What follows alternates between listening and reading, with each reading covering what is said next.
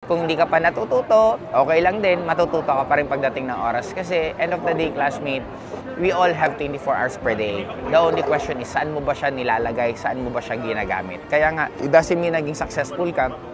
Forever ka magiging successful as long as na hindi mo aalagaan ng mabuti yung success mo, pwedeng mawala din yan sa'yo.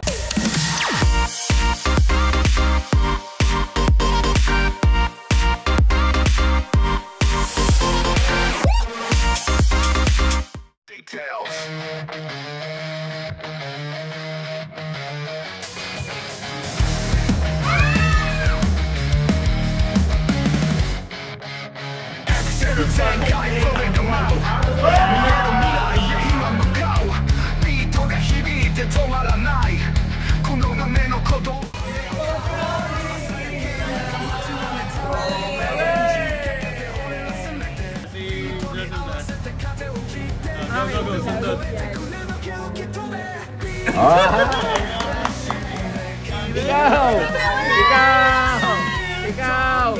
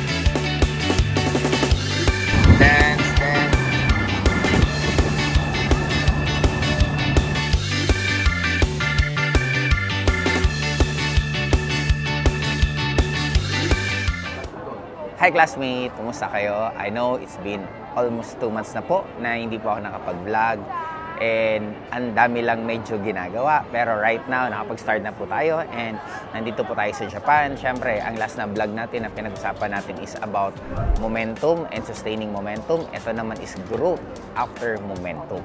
Kaya simulan na po natin. Meron po akong 5 topic para po sa inyo and good news din po, mas susunod-sunod na po ulit ang pag-vlog natin. Habulin ko lang po yung kulang kong 8 na vlogs dapat. Almost 8 vlogs ako minimum per month since 2 months po ako halos nawala. Kaya may habulin tayong 16 vlogs and itong mga upcoming. Kaya simulan natin, growth after momentum.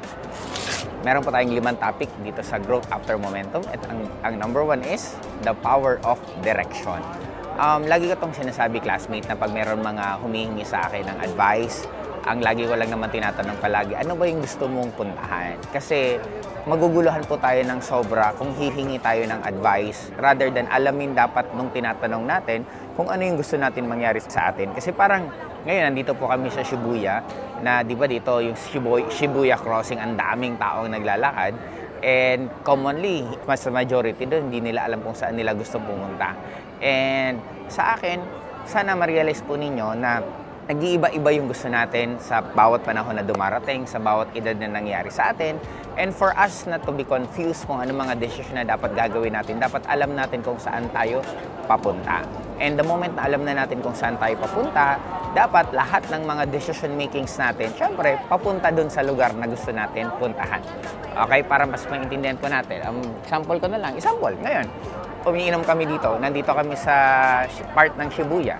Habang kanina naglalakad kami, nung hindi pa po namin alam kung saan kami pupunta, gulong-gulo kami. Kasi saan ba talaga tayo pupunta?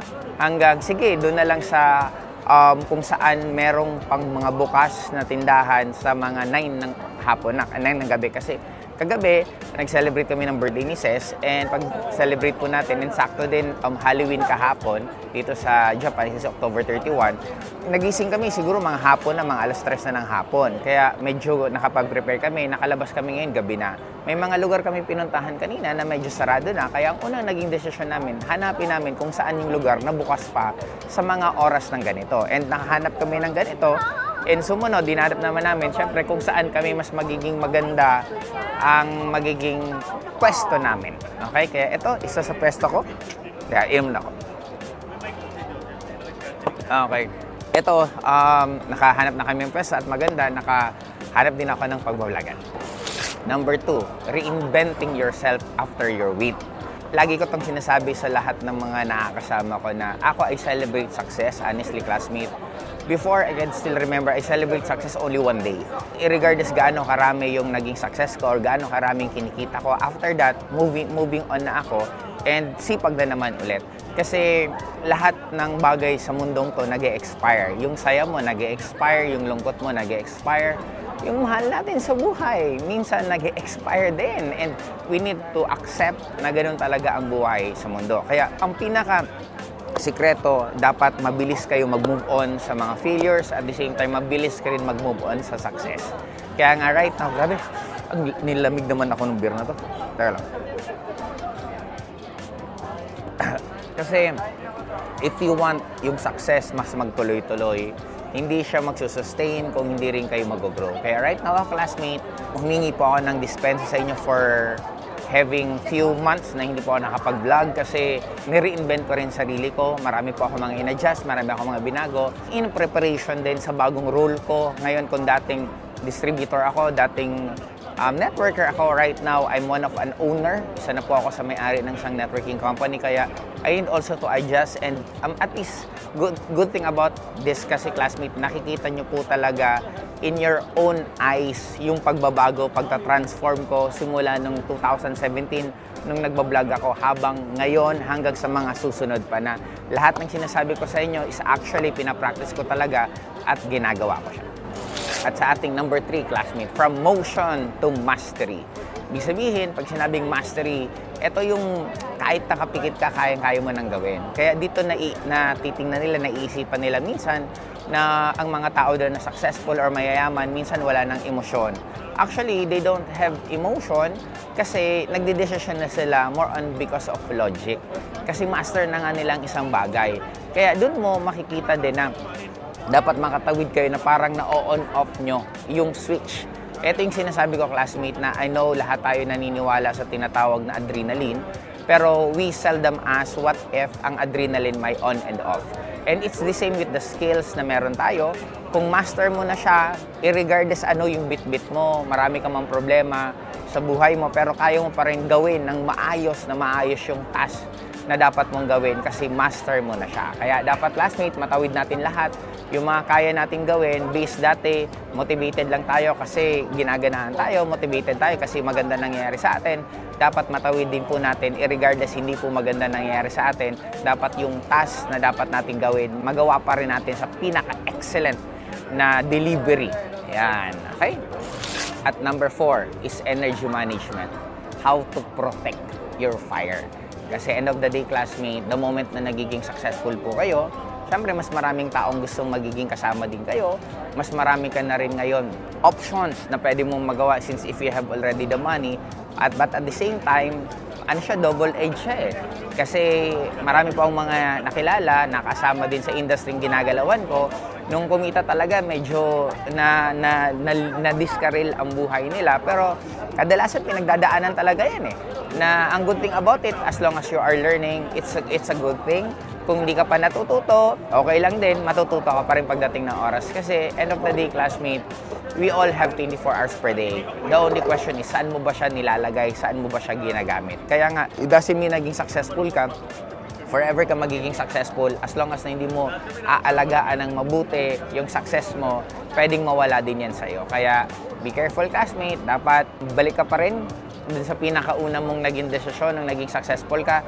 Alam mo kung ano yung gusto mo, alam mo kung saan ka papunta, at dapat yun pa rin ang mas madalas mong ginagawa, even nandun ka sa stage na successful ka.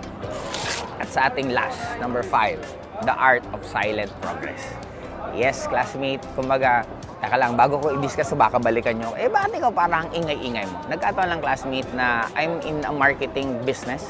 Kaya kailangan ko mas maging maingay, kailangan ko mas maging, mas expose ako sa mga iba't ibang platform kasi it's part of my job. na dapat mas nakikilala kung ano yung ginagawa ko. Yun kasi trabaho. But ang point ko dito sa Art of Progress, hindi naman kailangan lahat ng ginagawa mo dapat ina-announce mo.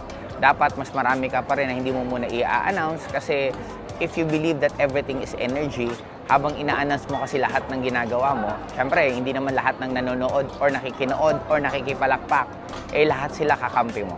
Minsan, meron din mga nakapalibot sa atin na they are just waiting for our failure para pakita naman nila kung ano yung gusto talaga nilang ipakita. Kaya, be always careful yung mga dapat na hindi nabanggitin or yung mga dapat na hindi ikwento, wag mo munang ikwento unless na natapos mo na. Pero, again, babalik nga tayo dun sa sinasabi ko, in every advice, depende kung ano ang sitwasyon nyo. Kaya magugulahan talaga po tayo lahat kung nakikinig po tayo sa lahat-lahat or minsan baka ibang taong pinapakinggan mo sa ginagalawan mong mundo. Kaya be aligned kung ano yung gusto mo, anong ginagawa mo. Dapat even yung mga nag-a-advise sa'yo, marurunong din talaga dun sa field na ginagalaw mo. Kasi pag hindi, baka magkamali pang i-advise sila sa'yo. Kaya sa ngayon, dito mo tayo magtatapos, classmate. Sa susunod ulit, at least nagsimula na po tayo. Kita-kits po tayo sa susunod ng mga vlogs. At kung may gusto din po pala magpabati, pabati po kayo ulit, batiin ko kayo ulit sa lahat man ng gusto. Okay?